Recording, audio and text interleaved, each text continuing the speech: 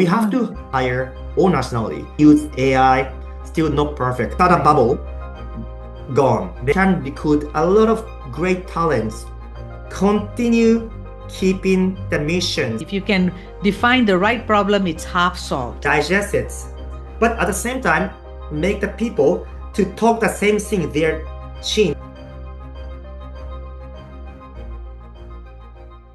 Welcome to Thriving in the Age of Disruption podcast series, Kato-san. You can say a little bit about yourself, personally, professionally. Hi, Dr. Ramesh. Thank you very much for inviting me to this great opportunity. I'm Hiroki Kato, founder of CEO of Urches. So I'm Japanese, but based in Ho Chi Minh, Vietnam, running the global business, having now 8 offices with 250 professionals over the world. Urches is providing that knowledge sharing service with the clients and also industry experts. We connect industry experts with investment firms or consulting firms who need their real world insights for smarter decisions. Yeah. Right. So Yeah. it's a little bit like a matchmaking service. Yeah, simply kind of business Tinder, but try to help the clients to get the insights from the industry or subject matter experts. Right. Yeah. I started this podcast in 2021 with the intention to talk about 2 essential mindsets. One was the entrepreneurial mindset, and the other was about a crisis ready mindset. When you have an entrepreneurial mindset, you are being resourceful. And by resourceful, I mean that you're able to identify the right problem. If you can define the right problem, it's half solved. The second part of an entrepreneurial mindset is managing uncertainty and taking risk. And the third aspect of the entrepreneurial mindset is creating value financially or non-financially, and creating value for ourselves as the entrepreneur, as well as all our stakeholders. I'm always curious when I meet startup entrepreneurs like yourself to find out how you had moved in that journey, because you might have started off working in a corporate. Yeah. But one day you had an idea and pivoted to becoming an entrepreneur. So share that journey with us. Okay. So if you talk about how I turned to be the entrepreneur, Yes. the 2 reasons. First one is I already have the mindset. I like to make the value to the market. That's kind of initial mindset plus Right. opportunity. Mindsets to make the value to the society or markets is come from my high school, the kind of family environment, because my father, brother working for governments. When I joined the university, most of my friends at uni always think about how to make society better or how to grow Japan economy, or they always talk of big things. So that's Yes. why, without knowing it, I have a mindset that I be the business person in the future. But how to make that big impact to that society? Of course, join a big corporate government and try to be big is one way, or grow small company. I don't see the opportunity in big corporates. They're doing big, but what I'm doing is don't make much impact on the markets. So I start thinking there's no opportunity.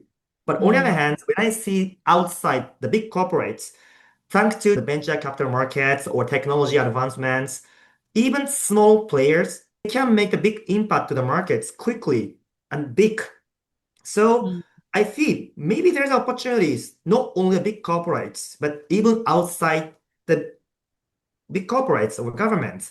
Then luckily I have a chance to work for the consulting firms, a chance to work in Southeast Asia, Vietnam, getting out of Japan. I see the gap between corporates in Asia markets, but actually the knowledge or information in those markets is limited. I saw that kind of gap between the needs and also actual supply. So, there's a business chance that I know even small company can do that in these generations. So that is the business I'm running now. Thank you so much. I want to highlight a few things. The first thing is your own environment growing up with Yeah. your parents working in government and watching them being of service, right? Had you also be committed and motivated to making a contribution to society or to the market. At uni, you were looking at how you were going to come up with something to make an impact. Yeah. And you started off in the company where you could have made an impact as a corporate employee. Yeah. But what you soon realized was that Yeah. you're not going to be able to make it directly and quickly if you Yeah. continue to be a corporate employee. And Yeah. so that created that motivation to become your own boss. You've also highlighted a very important piece is that there must be an opportunity or a need. And once you saw that opportunity, you went forward and started your business.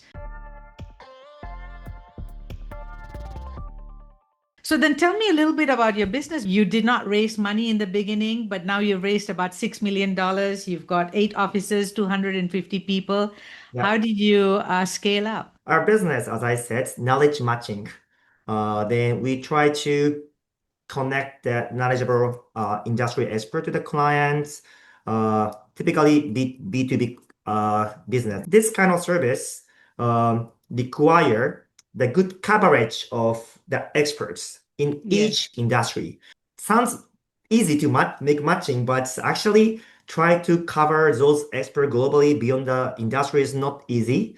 That's require a lot of manpower operation because in order to recruit Japanese experts, Chinese experts, not easy to do that by English only. So we have Ah, to hire all nationality, use AI, still not perfect to persuade the people to join this kind of interview or consultations. So yes. that's why I try to expand the team which can cover multiple countries.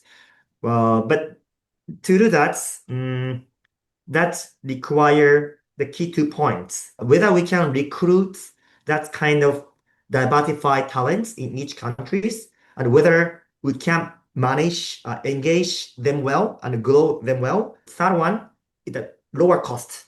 So lower cost is very important to do. We could do that because we strategically have a office in Vietnam, one of the best city to live, then cost is very low. So that's Mm. why I could recruit a lot of young great talent from Japan, Korea, China, not only local Vietnamese. We can recruit a lot of great talents over Asia, not so crazy high because living cost in Vietnam is still very, very reasonable. So Yes. quality of life is very good. So that's kind of people engagement strategy. We spend most of our resources for the people management. We could grow the business. I'm Yeah, curious. Are you actually enabling what I will call as fractional consulting?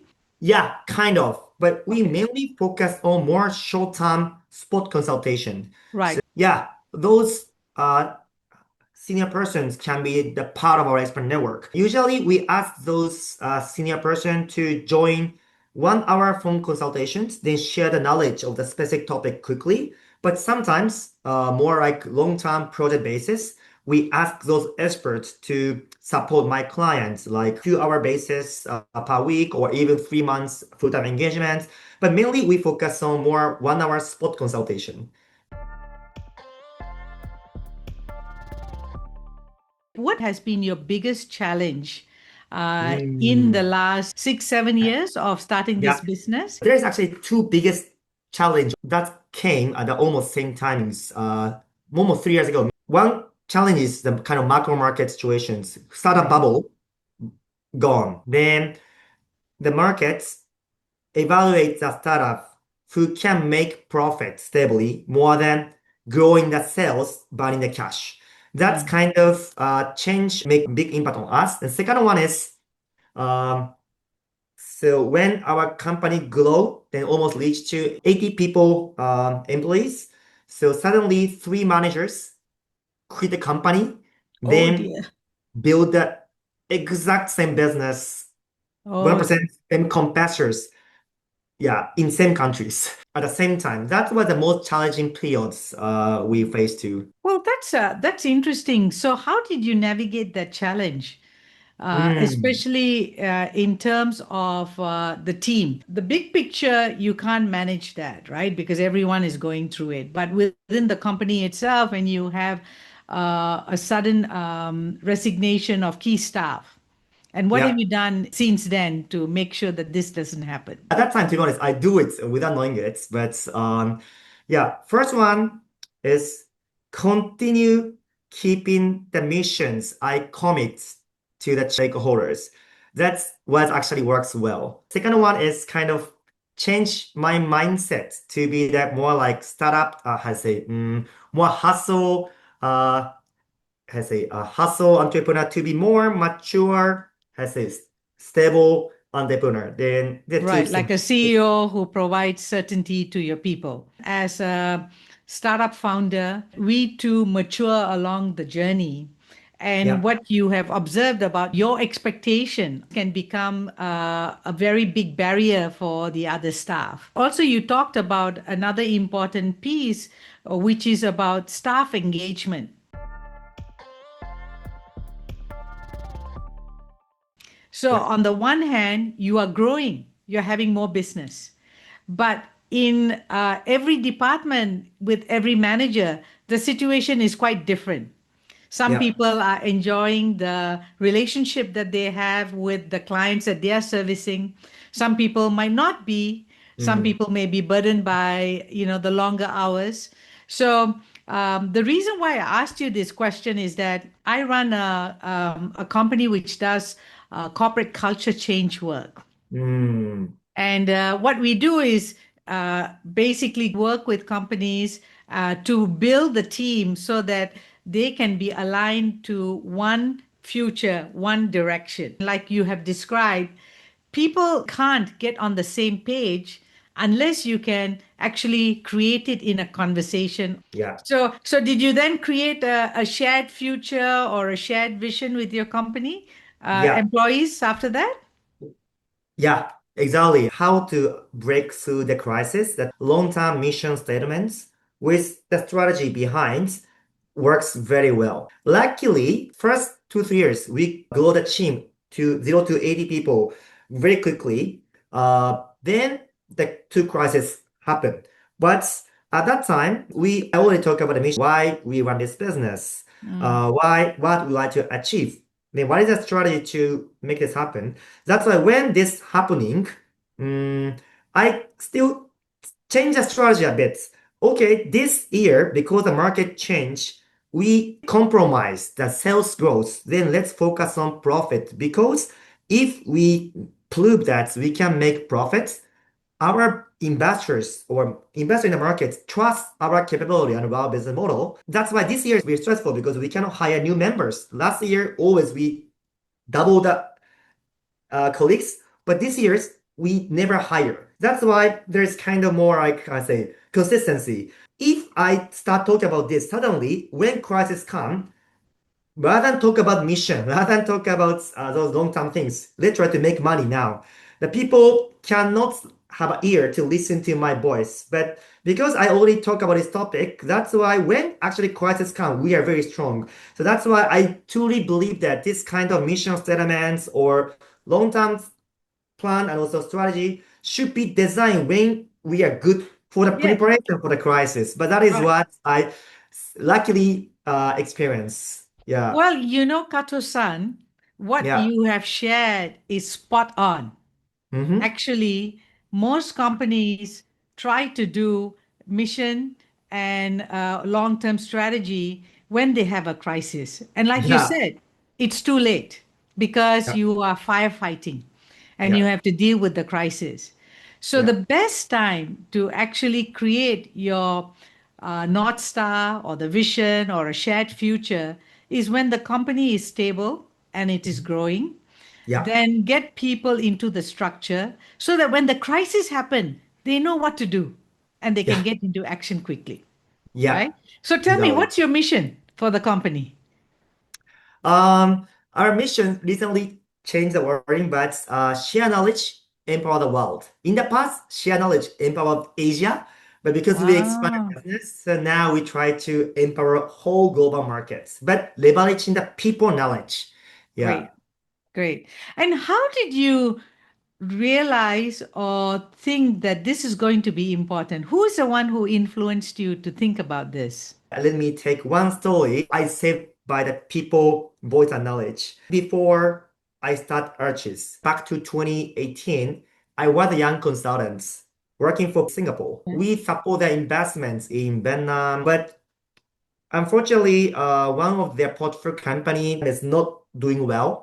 Then I try to support the portfolio company, try to collaborate with the management. But to be honest, management is always not cooperative. Then even try to kick me out for their business. Also, I try to grow the business. Then I start thinking, wow, there is three book in their accounting and also no right strategy. No one share the right informations. No one have ear to listen to my opinion. But I'm Japanese supporting that Vietnamese company alone. I don't have any network. I don't have much market informations. But I know something wrong. Then I try to talk with industry experts how this industry works. Because investors not always trust my voice, right? Because I'm Yes. Japanese. But if I talk with industry senior in that market, maybe that is something they can listening. And Yes. also, I try to meet ex accounting manager of that company. Ah, So good I try point. to ask all questions, what happened in that company. Then I get a lot of information like, to be honest, a COO doing deal with the accounting firms. So small player cannot compete. So should not continue raising the investor money because just waste of the money. But that's kind of market strategy, competitive landscape, and companies governance. I all get through the people knowledge because I cannot find any information through desk research. And at that time, there's no AI. Even AI cannot share that kind of information in the specific market or specific company information. So that's why I was saved by those people knowledge or people voice. So Right. I see the value. Then also Vietnam is such growing markets. Indonesia market is growing, very attractive, but always there's a barrier for foreign investors or multinational corporates to go the business. That's why I start thinking this people knowledge can break through these situations, then help the market, other company also grow themselves. But that's kind of original experience I have. So that's why I always big appreciation, also interest, the people insights. Even after AI arise, people knowledge is still very, very valuable because no one make decisions by the information only by AI. Not having the knowledge or Yeah, the market insights to be able to drive the performance and how this business came from that real pain point of understanding that you could have lost that business or get fired, right? yeah, And sometimes that becomes our personal passion or our yeah. purpose. And when we create a vision for a company, Yeah. normally we will interview the founder. Hmm. And a story like this, right, ends up becoming the mission statement Yeah. because it is the founder's DNA. So Yeah. thank you for sharing that.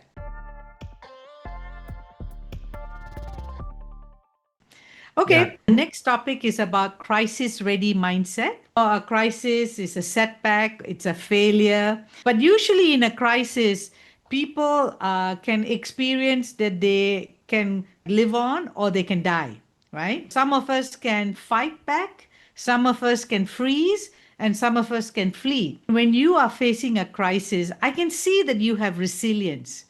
You have Hmm. the ability to cope as well as you have a support structure. So, how did you develop that? Yeah. Well, that is related to what I just shared. The mission statement was too wrong. I truly believe the value of connecting people knowledge because that's Yes. come from my kind of experience. Even crisis come, I believe that what I'm doing is something valuable. So I just see that that kind of has a kind of challenge I should overcome. I always think possibly how to use this crisis to the better growth or better learning. I already have this kind of very positive mindset because I have too much big passion to what I'm doing. So that's why, to be honest, I never feel mentally down or even I feel it's very tough. From the beginning, I didn't slow down. You're Yeah. actually pointing to something interesting again, because this is an area that we've been working in for the last 25 years, right? Oh, yeah. So, number one is what we call as the power of a vision, right? Yeah. When you have a vision of the future and it's very clear, right? Mm. It drives us, it pulls Yeah. us. Yeah. And we may have a crisis right now, but that vision pulls us. So you're talking about that, right? Yeah. And then at the same time, because that vision is so important, you can't afford to give up. You can't afford to cry about it and waste time. So you Yeah. have to get up and move on, right? And you also talk about reframing, how you look at a crisis as an opportunity. What drives successful companies and successful business leaders? That they have not just a vision, but they have a shared vision where all their stakeholders can actually own that. And Yeah. then you can work together and you can go far. Yeah, because I have a big mission and also passion. Although some people left the company, but Yes. many people stay with us. And when they stay, that is not because we increase the sales dramatically. They stay with me. They truly believe what we are doing is valuable and also has a passionable. Yeah, I actually feel this crisis not only give the kind of tough experience like lose some people, but we connect those has a core members more strongly closely. Then also we can see yeah that motivations not just come from money, but they only have the motivation from those mission statements. So that is your competitive advantage. You have a Yeah, company yeah, where your employees own the future together with you, yeah, and that empowers them, right? yeah, yeah. Yeah. Go quickly, maybe alone, but go farther. We cannot Yes, without that that's colleagues. right. How to build a team. So first one is related to mission statements. What kind of value we create and how to maximize it. I try to share those mindset with everyone because people tend to be focused on return part, always salary, monetary incentive, or like growth, or those has a return. Then I always talk about how to maximize it, how to maximize the return with a good balance, portfolio mix of the kind of monetary return or mentally return or growth return or people return. Then let's try to feel the happiness, only the process of value creations. I think Mm. this is a kind of self-realizations, but even I don't get money, even I don't get specific return. Anyway, just enjoy, make some impacts, make something great to the markets.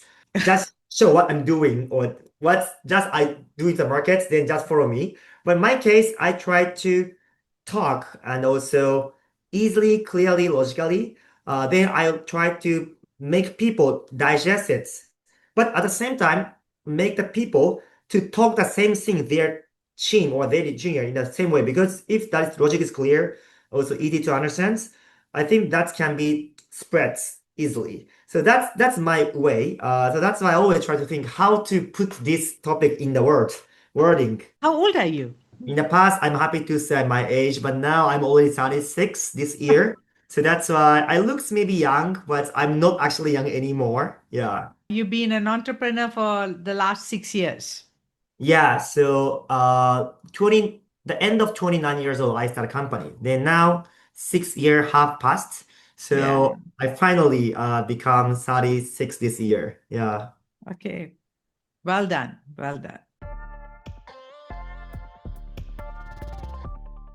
Okay, the next topic is spirituality, where you are in that journey, and what is spirituality for you? Spirituality for me is about alignment, aligning what I build and so what I believe or what I want to achieve, right? The purpose is always I really care. So that's why. But if we think about the actual process, So we cannot reach to that purpose or goal within one day. Then Yes. that's why we always continue thinking what I'm doing today, what my team doing today is really align and also connect to what we like to achieve. Spirituality is always uh, purpose or alignment. Uh, I think the dream is not a destination journey, right? I really like Yes. the word, but I truly believe if we just talk about the goal or purpose, destinations, sometimes people burn out. But we always checking what we are doing, building is aligned with the goal, and also we can enjoy this journey, or we can believe this journey itself is part of this uh, goal achievements. But that Yes. is kind of what I really always care.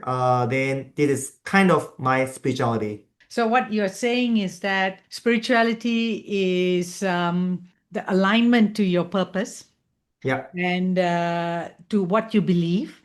yeah, And also at the same time, it's a journey, it's not a destination. yeah, And that if you have the focus on these two things, yeah, then you can be present to what you have to do every day yeah, and not worry about, where you have to go yeah, and give you 100% today. yeah, And what about a simple life? Do you think it's possible to live a simple life? yeah, absolutely. Yeah. What? Simplicity How would is you the describe a quality. simple life? In a good way. I'm focused, so that's why food. When I'm in Vietnam, I just order the delivery food with the same restaurant or same food.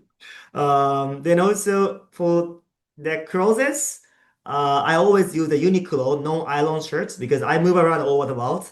That's why I need the same shirts. Then we don't need to the same socks, same shirts.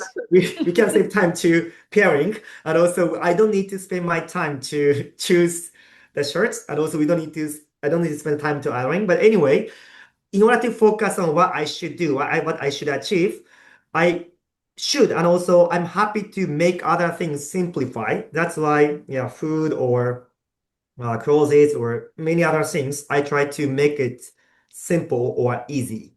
I Yeah. got it. What words would you use to describe thriving? Uh, but sorry, that is exactly the same with, it's very similar to what I talk about spirituality, the kind of easy word, maybe purpose, then Purpose? progress, and also people. I try to make all three P, but any meaning is purpose is nearly to the mission, but what Yes. I like to, how to say, achieve, then, yeah. So, yeah, what I like to contribute to others, then I also try to make a big impact on society. Although those things is right. Then progress mean grow every year, every day, try to Yes. approach into it. That is also, yeah. Right. Right. Okay, great. What are your thoughts about sustainability? Sustainability mean that long-term value creation Yes. in maybe society, or some pathway, right? In people, human being, maybe if I try to use a P, variation, long-term value creation in maybe people, planets, profits, like society, environment, economy, right? If you don't Yes. know about people, planet, profits is what I really understand that kind of theoretically, that is the definition of sustainability. And also I really care. It's, yeah. In our work, we say that sustainability is the ongoing thriving of a living system. Uh, And, uh, everything is a system, right? A company is a system. We individuals are a system. And so yeah, it's the yeah, long term. And you're right, it's all about the value creation as well. I have a special question for you because yeah. we have recently started to do work on philanthropy and impact with people in your age group. Mm-hmm. And let's say, you list your company, you make a lot of money. What next? What do you want to do next? To be honest, my goal is not make the money or just go the sales, but any impact to the markets is always important. Then we can make big change more to the clients or society. So that's why at this moment we plan to continue growing the market. Okay, I got that. So I'm going to ask you some quick questions. What's your favorite book? Book. This is the book written by the Starbucks CEO in Japan, Uh, not the Starbucks founder, one of the most successful cafe chain store in Japan too. Then also what I was surprised was whenever I go to Starbucks Tokyo or Osaka or anywhere, the code is always great. The way people work is great and good. Then that's why I was always, even from when I was uni or high school students, I was wondering why this happening. Then the Starbucks CEO Japan disclosed the secrets in that book. Then that related to the mission. So that's why I was inspired because that at that time I just started my company, thinking about how to make the company missions or yes. culture. So like Starbucks, and even they expand the business to overseas, still they can keep the same mission, same quality, same culture, then host the customer or give the client satisfaction in the same way. That's amazing. So I can hear that, that was the inspiration for you to build your company's corporate culture early, Yeah, even as a startup. yeah. If you can have dinner with anyone, who will that be? Someone leading the tech market, AI markets, because I try to make best effort to study in AI or how market going on. Still, to be honest, if using all my time in weekend, I cannot catch up. Maybe too much because I cannot digest everything. If you can have a superpower, what will it be? Superpower. Superpower. I can do anything, right? Yeah, anything. Hmm. Yeah. But still, but if I can do everything, I I I have mean, some more. is that the superpower you want? That you can do anything?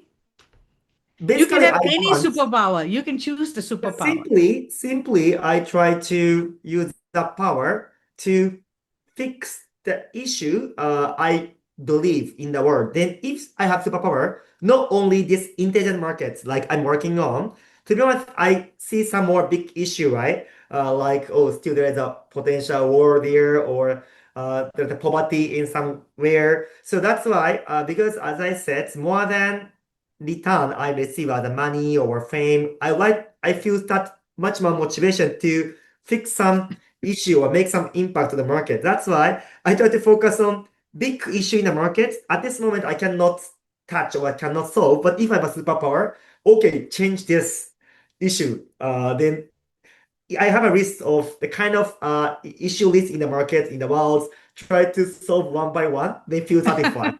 Yeah, yeah. What's the best advice you ever received? Advice. Um, I always try to guess what other people think. Yes. Maybe my manager think like this, or my ex-girlfriend like this, or my father think like that. Think too much, guess a lot. But 99% it's wrong in Mm. the end. So that's why I always believe that I can understand others. I can guess what other people thinking. But to be honest, mm, that is not true. So that's why rather than try to think and imagine too much, then try to make decisions by those imaginations, we should actually have a chance to talk, then listen to others. That's in the end Yes. much faster and much more productive. Great, great. Okay, we've come to the end of our interview. Thank you very Yeah, much, Kato-san. yeah, thank you very much. I wish you all success in your coming IPO. I know that, beyond the IPO, you will create great value in the world. So it's my honor to have spent this time with you. And thanks, Dr. Ramesh. I really enjoyed the interview.